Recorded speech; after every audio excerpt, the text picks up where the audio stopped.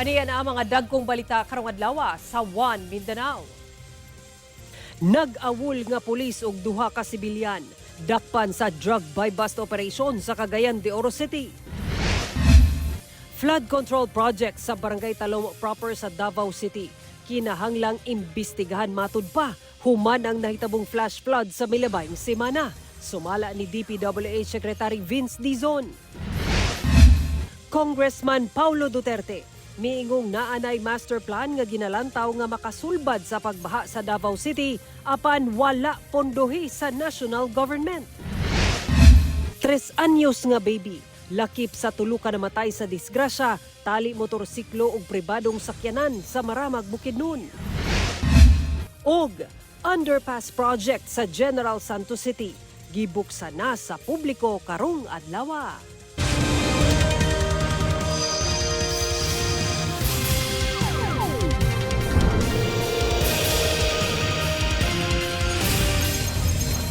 Mayong hapon, Mindanao. Ako si Sara Hilomen Velasco.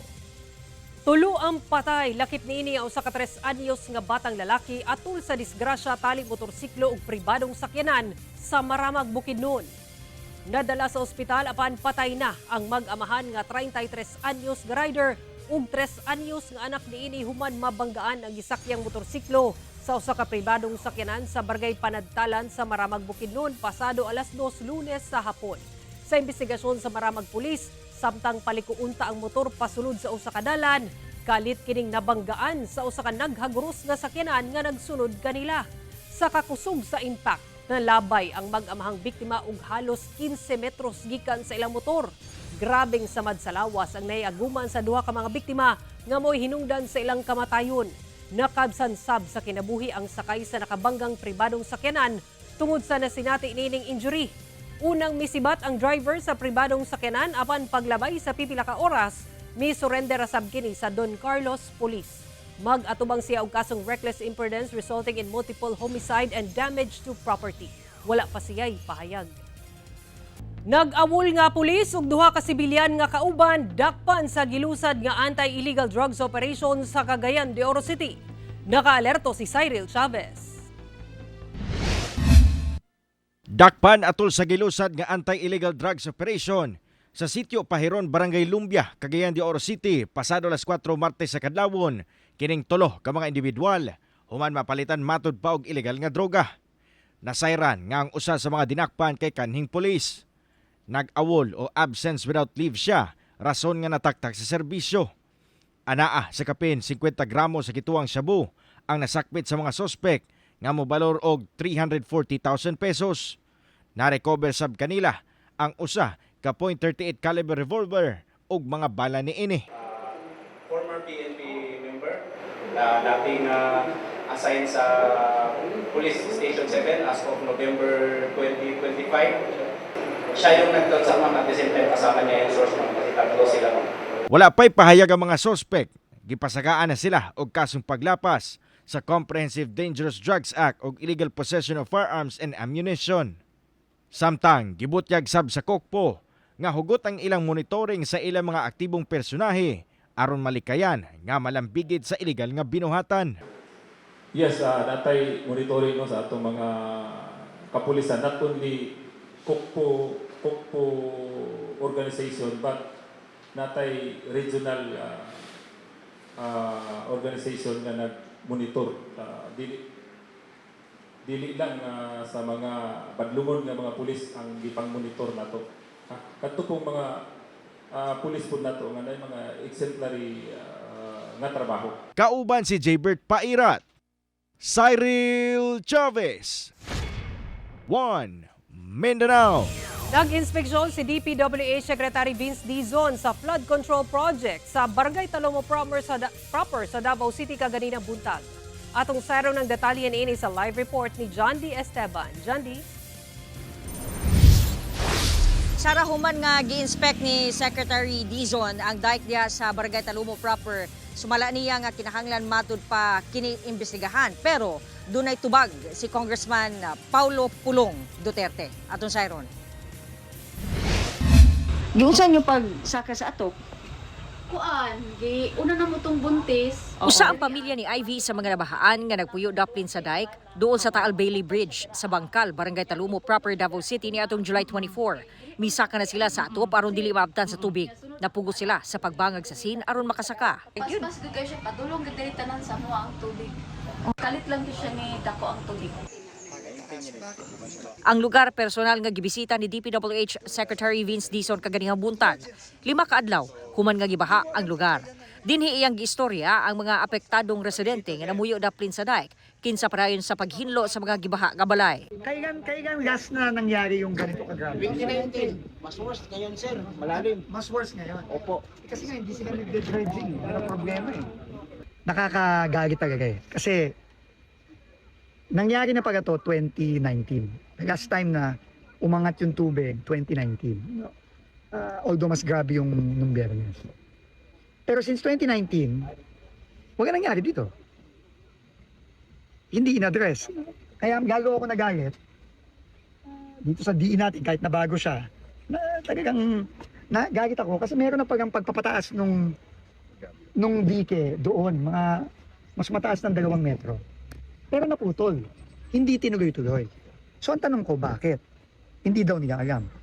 Alam mo, bilyon-bilyon ang pumasok na pera dito ng DPWH. Trabaho na matud pa kiniugma ang pagtapos sa gabyon o ang pagpataas sa dike. Sec, how much budget are we going to use for For this, I don't think abot. Baka hindi abutin mga 100 milyon. This is not expensive. And yet it was not done. Why? Kaninong fault yun, Secretary? Ay ba, hindi ko na alam. Di ba, obviously, fault ng DPWH yun. Fault ng mga leadership, di ba? Both national and local. Di ba, bakit hindi inayos? Sumala ni Dizon, dili regular ang dredging. Unang-una. Pangalawa, nalaman ko din ngayon, 10 years na daw walang dredging dito. Ibig sabihin, bawat baba ng tubig galing sa bundok, yung level ng river, ng Talomo River, pataas ng pataas, it becomes shallower and shallower. Kaya talagang ganun ang mangyayari kung hindi ka magdedredge. Every year dapat nagdedredge. Dito 10 years. Plano sab sa DPWH nga magpatukod og dam o detention basin sa bukid aron dili na mudagan ang bulog sa tubig sa ubos nga bahin sa syudad ug maperwisyo ang mga tao. Apan gitubag kini ni Davao City 1st District Representative Pulong Duterte. Ang lugar sakop sa distrito sa kongresista. Suma niya, taliwala sa JICA Davao Flood Control Master Plan nga maoy gilantaw nga solusyon sa problema sa pagbaha. Gisumite na kini sa national government niadto pang 2023 apan wala matud pa kini napondohan. Ang mismong DPWH matud pa ang dapat mo aksyon sa problema kay naa na ang master plan. Ang pangutana ni Congressman Pulong, unsa na ang plano kalabot niini? Merong 2023 master plan, no, na nakita ako, no, hindi pa nai-implement yun. So walang pondo? Hindi, well, popondohan natin ngayon. Popondohan natin for 2027 kasi wala tayong pondo ngayon. Pero again, ano pa lang yun eh, plano pa lang yun eh, wala pang detailed na engineering, kaya that will take time. Gihagit ni Congressman Pulong si Dizon nga dili na angay magsuko-suko pa og panganlan ang angay manubag ug pasakahan og kaso. Matud ni Congressman Pulong ang suliran sa baha dili lamang taman sa dredging, kinahanglan matud pa kini og saktong pondo, river improvements, dike, drainage system, watershed management ug ang hingpit nga pagpatuman sa long-term master plan. Dugang niya, mismong ang DPWH matud pa ang mutanaw sa kaugalingon ni ining records una matud pa mamasol sa uban. Wala pa itubag si Dizon ni ini. Una nang gimando ni Pangulong Bongbong Marcos ang pagsuta sa flood control master plan sa syudad. Meron palang master plan yun na 2023. For whatever reason hindi ginawa doon sa yung mga ibang project. Kaya't babalikan natin para yung master plan na para doon ay matapos na. Para hindi na tayo makakakita ng baha na kagaya ng nakita natin recently.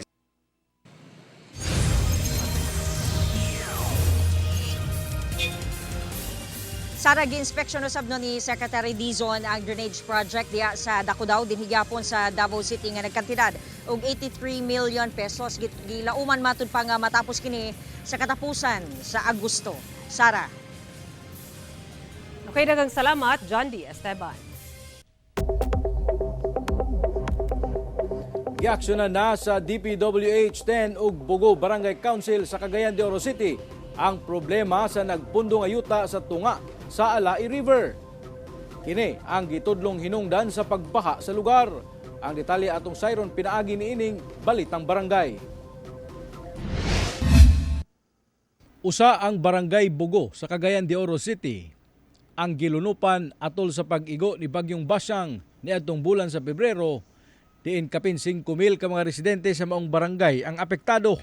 Gani si Tatay Luloy, ikaduha na nagtukod sa iyang balay tungod na danyos matud pa sa makapilang beses nga pagbaha sa Zone 4 nga nahimutang lang kilid sa Alai River. Di lang kay 20 ka baha mo na kwandiri na tagantaman. Bisan pa man aduna nay flood control structure ang palibot sa Alai River, milapaw gihapon ang tubig baha. Ang ginatudlong hinungdan sa mga residente ang nagpundong ayuta nga halos milukop na sa dakong parte sa sapa. Muto hinungdan kay mubanda magud paingon diri. Tugo sa bulog tubig kusog kay sanan ba. Di makalahos. Dili makalahos to sa tulay. Diri paingon liko lagi siya. Saka pa nito. Sumala sa Bugo Barangay Council nga 2025 pa dihang nag-request sila og desilting operation sa DPWH Region 10 tungod dili na matud pa makaya sa ilang mga ekipo sa barangay ang paghabwa sa yuta. Apan naabtan kuno og dakong pagbaha sa Iligan City, hinungdan nga nahimong prioridad didto ang clearing operations. First attempt, murag dili kaya sa atong bako sa nahitabo nga pag-diself-dictotan. Pero so far na remove tong island, so karon na temporary kadyot og kahunong ang pag-self-dicto tungod kay duha ka buok nga excavator ang na lubong unya kinahanglan siya gyud to upgrade sa dako nga amphibians or excavator. Ang yuta nga natapok sa maong sapa ang hinungdan sa pagbaha nga ilang nasinati niadtong Pebrero. Apan karon ania na ang mga ekipo sa Department of Public Works and Highways Region 10 aron nga tanggalon ang dakong parte sa yuta ug i-desilt na sab ang maong sapa ug patasan pa ang ilang dike protection. Mga ta nga dali ka human ba kay bako og nay bagyo na sa ngalain, ya magbaha na sa kusog kaasanan para masudla magaling ni basag. Kung ubos-ubos na lang ba dili kay sulog. Kauban si Makoy Sempron, James Paulo Yap, 1 Mindanao.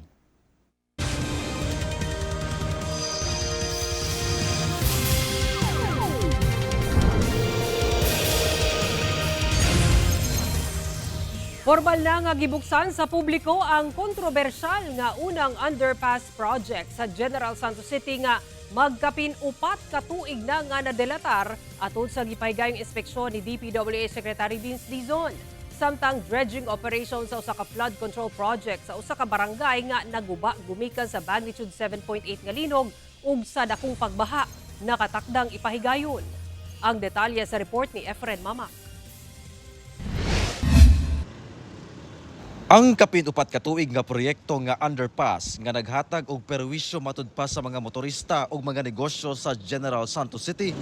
Karon, formal na nga mapaimuslan sa publiko. Human gianunsyo ni DPWH Secretary Vince Dizon ang pag-abli niini atol sa gipaygayong inspeksyon adlong Miyerkules. After Mayor and I visit, bubuksan na natin to finally. Today. We will open it today. And napansin nyo din, yung sa taas nito, yung access road natin sa kaliwa kanan, pinaayos na rin natin. Ang maintenance sa maong underpass nga mukabat sa 500,000 pesos per month, kargo na sa DPWH. I-announce ko na rin ngayon, yung maintenance and operation ng pump, tsaka yung maintenance ng underpass, DPWH na ang gagawa. Mayor. Hindi na natin ipapasa. Kawawa naman ang city, nagkanda perwisyo na nga dito. Sika pa magbabayad. Gisugdan ang pagtukod sa maong proyekto niadtong 2022 ug nakatakdang mahuman unta niadtong 2024. Apan nadelatar kuno gumikan sa daghang issue. Ang daming delay nito eh. Nagkamali sa mga design, kurang-kurang yung pondo, and unacceptable talaga yung mga ganyang delays eh. Sa kinatabukan, mukabat sa kapin 700 million pesos ang kantidad sa maong underpass. Malaki ang ating pasasalamat dahil nga itong proyekto na ito, matagal nang nagsakripisyo yung mga tao. Gawas ni ini, gi-inspeksyon sad ni Secretary Dizon ang flood control nga dike sa barangay Labangal nga na danyos gumikan sa magnitude 7.8 nga linog niadtong June 8. Nakahatag sab kinig perwisyo sa mga residente sa lugar tungod sa gapundo nga yuta sa tunga nga posibleng hinungdan sa paglapaw sa tubig baha niadtong milabayng semana nga misulod sa pipila ka kabalayan nga anaa daplin sa mong dike. Hindi mo kung gaano kababaw na lang dito sa tugan mo? Isip mitigating measure sa pagbaha, giaksyonan kini sa DPWH. Tignan mo yung tulay, oh. Kung nandun ka sa ilalim ng tulay na yun, maaabot mo yung tulay. Tignan mo kung gaano kababaw na yung ilog.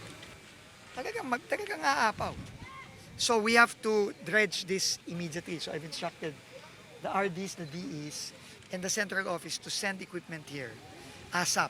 Gilaraw sab ang relocation sa mga namuyo daplin sa mong dike. Kinausap ko rin sila na meron kaming arrangement na before mag-start yung magtayo sila ulit ng bahay, kailangan muna mag-usap kami kasi nga ayaw din namin na mapahamak din sila. No? Kauban si Gary Balantayog, Bong Vicencio, Efren Mamak, One Mindanao.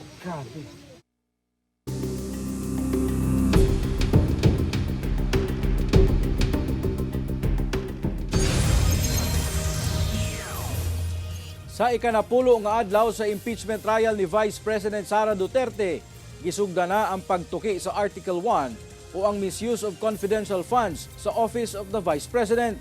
Sumala sa misala nga testigo, walay illegal sa encashment sa cheque sa OVP.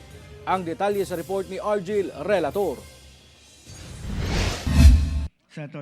Gihisgutan adlong Lunes ang minilyong pondo sa Office of the Vice President nga gipa-encash sa bangko alang sa matud pa confidential funds. Sa opening statement sa prosekusyon, Ang confidentiality ay para protektahan ang lehitimong operasyon at informant. Hindi ito pahintulot para mag-imbento ng pangalan at dokumento. ang opening statement ni Representative De Lima gibara sa depensa tungod sa matud pa pagpahayag o conclusions of fact and law. Objection, Your Honor. Malinaw Again, ito. objection, Your Honor. Honorable De Lima, I would have to stop This you. is out of I would have line. to stop you at this point. The continuing objection of the respondent is duly noted. I would have to stop you at this point. And I have to my stop due now. apologies, but kindly call your witness already. Misalang si Violeta Constantino nga kanhi branch manager sa Land Bank Show Boulevard branch, isip unang testigo sa prosekusyon alang sa Article 1. Siya matud pa ang personal nga nakasaksi sa pag-encash o pagdawat og kwarta gikan sa upat ka cheque ni Gina Acosta nga nagkantidad og 125 million pesos matag usa. Si Acosta ang Special Disbursing Officer sa OVP. Wala gi-question sa depensa ang authenticity sa maong mga cheque o gikumpirma nga gi-encash kini ni Acosta. Familiar po ako dito kasi ako po yung nag-oversee ng encashment na to nung ako po ay branch manager po ng Show Boulevard branch. How much po in total, Madam Witness, ang winidraw in relation po dito po sa apat na checking binabanggit po ninyo? Ang total po ng apat na cheque, mga ano po siya, kalahating bilyon po. Wala na nagpahigayon og cross-examination ang depensa ngadto sa testigo. Sa pagpangutana sa senator judges, sumala ni Constantino, unusual ang kadako sa kwarta nga gipa-encash. Is this normal? Nakakita ka na ba nito ng other government agencies na ganito kalaki ang withdrawal? Wala po, unusual po ito. Apan wala sila nagduha-duha sa pag-encash sa mga cheque sa OVP. Tungod kay sayod matud pa sila nga lehitimo ang transaksyon. My point is, just because it's unusual, it doesn't mean it's illegal or whatever. Tama po ba? Wala naman pong illegal doon sa encashment po. Ako si Argil Relator. One Mindanao. Naglusad og lihok protesta ang indigenous people, mga residente ug uban pang stakeholders aron batukan ang pagbina sa Barangay Macambol sa Mati City sa Davao Oriental. Sa impormasyong nakuha sa GMA Super Radio Davao, sigon sa provincial government sa Davao Oriental, lakip sa panawagan sa mga grupo ang pagbabag sa renewal sa mining operation sa usa ka korporasyon sa ancestral domain o yutang kabilin sa mga IP. Nasayran nga dunay aplikasyon alang sa renewal ang kumpanya nga padayon sila mag-operate og dugang 25 ka tuig. Apan alang sa mga residente, ang operasyon sa mining company nagdala og kadaot sa komunidad ug sa kinaiyahan. Gikabalak-an sab sa mga nagprotesta nga magdala og kadaot ang pagmina sa Mount Hamiguitan Range Wildlife Sanctuary ug sa Puhada Bay nga duulang sa mining site. Gisiguro sa Mines and Geosciences Bureau 11 nga maila ang katungod sa indigenous people ug masigurong maprotektahan ang kinaiyahan kalabot sa operasyon sa minahan sa maong barangay Macambol. Sa pahayag sa ahensya, ginaila nila ang katungod sa IT lakip ang proseso sa free, prior and informed consent sa National Commission on Indigenous People ug gisiguro nga labing hatagan og pagtagad ang pag-amping sa mga protected areas, partikular ang Mount Hamiguitan Range Wildlife Sanctuary ug Puhada Bay nga duulang sa minahan. Gipasalig sa MGB 11 nga ilang tun-an pag-ayo ang aplikasyon alang sa renewal sa duha ka mining companies aron masigurong nakatuman kini sa balaod, maprotektahan ang kinaiyahan ug dunay pagtugot sa komunidad. Gibisita ni Pangulong Bongbong Marcos ang People's Bill nga usa ka baratong pabahay nga programa sa gobyerno sa Davao City. Ani ang report.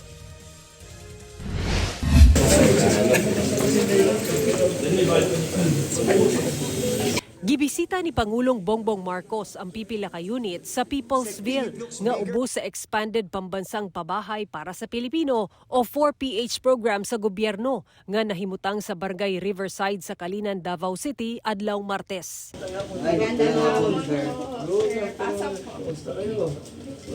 Usa sa nakahimamat sa Pangulo ang pamilyang Pepito, kinsa lakip sa ana sa 400 nga first batch sa mga mibalhin sa ilang unit ni adtong miaging tuig. Mapasalamaton sila kay inay mobayad og 4,000 pesos sa ginarentahang boarding house, karon anaa sa kapin 1,500 pesos na lang ang ilang ginabayran matag bulan sa ilang kaugalingon nga balay. Naka-save na jud ni. Usa pa nakapundar pud may tindahan o naka-extra income na pud. Nagpasalamat sab si Maria Meldrina Tano, kansang anak nga magtutudlo, lakip sab sa first batch sa nakapuyo sa lugar. Kay human sa pipila ka tuig, doon na nagyud sila'y kaugalingong balay. Wala gyud ko nag-expect nga ano gyud siya. Nga tinuod gyud siya kay sige dugay naman gud, imagine mo 2017 unya na hatag ni sa iya is 2024. Ang maong proyekto, gipatuman ubos sa Department of Human Settlements and Urban Development, pinaagi sa Social Housing Finance Corporation. Gisugdan kini ni adtong 2021 o gilusad ubos sa 4PH program ni adtong 2022. Anaa sa 30 buildings na ang natukod sa gilaumang target nga 72 ka 5-story buildings nga dunay tig 100 ka units matag building. Sumala sa SHFC, miabot na sa kapin 1,500 ang applications nga ilang ginaproseso kung asa 651 applications na ang naaprubahan. Gilaumang anaa sa 7,200 ang maka-avail ni ini. So, makakaasa kayo na itong mga ganitong klase ng proyekto, priority natin talaga yung mga nangangailangan ng pabahay na mga kababayan natin. Makikita nyo po yan. Punta po kayo sa website ng Pag-ibig Fund, website po ng SHFC at DSUD para makita po ninyo yung mga proseso sa pag-apply sa mga programang ito. Gawa sa pabalay, plano sa nga tukuran ug nagkadiyang gambalay sama sa eskwelahan, palengke o guban pa ang lugar. Kasi ang ginagawa natin ngayon, hindi lang tayo gumagawa ng bahay, gumagawa tayo ng community na kumpleto na lahat. Dahil mahirap tirahan kung wala naman pupuntahan yung mga bata, walang malapit na palengke, hindi malapit sa trabaho. Yun ang mga titignan natin, hindi lang yung pagpatayo ng bahay. But we'll be continuing siguro. Lahat ito, yung buo nito matatapos by end next year. Kauban si Jojo Solarte ug Melchor Awing, Sara Hilomen Velasco. 1 Mindanao.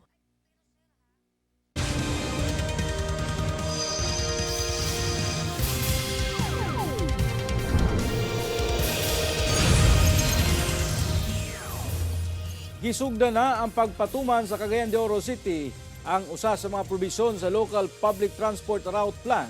Kung nasa tanan PUV na adunay provincial routes, dili na pwedeng moabot sa sentrong bahin sa syudad, inay taman na lamang terminal.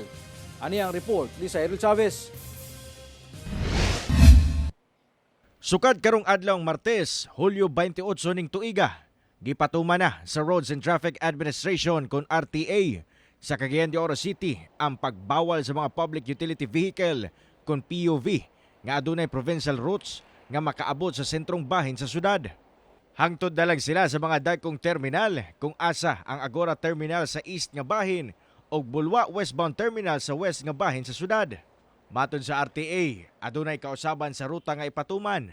Alang sa mga gikan sa west nga bahin pagsulod sa syudad, gikan sa Upol, diretso muliko padulong sa West Coast Road, hantod makaabot sa westbound terminal.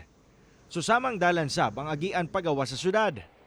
Samtang sa east nga bahin, gikan sa Barangay Puerto, magpadayon og lata sa CM Recto Avenue, dayon liko patuo ngadto sa East Coastal Road, hantod makaabot sa Agora Terminal. Susamang dalan sa bangagian pagawa sa syudad. Atong tumuog tinguha no nga mandi-congest ang Cagayan de Oro City kay para at least nga ang magsaoy-saoy or ang magruta ra gyud sa sulod katong mga city-bound nga mga public utility vehicles. Matod sa RTA, dry run phase pa ang unang adlaw sa implementasyon niini. Apan posible sa mga sumusunod nga mga adlaw, mag-issue na sila og citation ticket sa mga malapason. Sa unang adlaw sa implementasyon, pipila ka mga PUV nga adunay provincial routes na ang among naabtan nga misubay na sa bagong ruta. Mga tag-dispensa gamay sa atong mga affected nga commuters, labi na itong kaduha nagsakay, kay didto man gud gihapon ni padulong puhon-puhon, labi na og ibalik na natong pag full implement ang LPTRP. Kauban si Roland Cañas og Jaybert Pairat. Cyril Chavez, 1 Mindanao.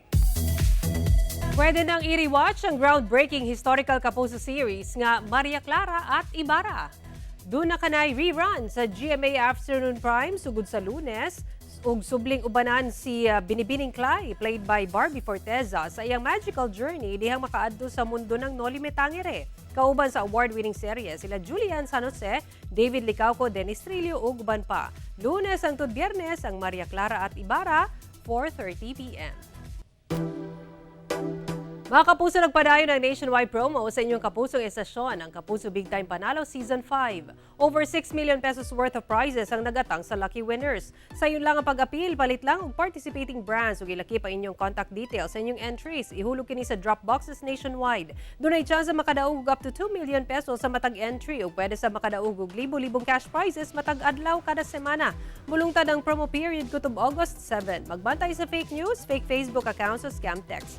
Tutok lang sa GMA o mabisita sa official Facebook page ug microsite sa GMA Promos alang sa complete mechanics and announcements.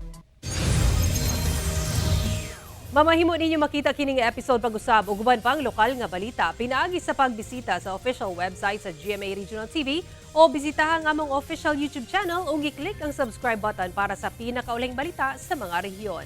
Ug mao kato ang mga ulihing balita sa Mindanao karong adlaw. Daghang salamat sa atong mga kapuso sa Mindanao nga nagalantaw kanamo ug sa atong mga kapuso abroad. Kami ang GMA Regional TV 1 Mindanao. Walay gidapigan, walay giprotektahan. Kaniadto karon serbisyong tinuod lang.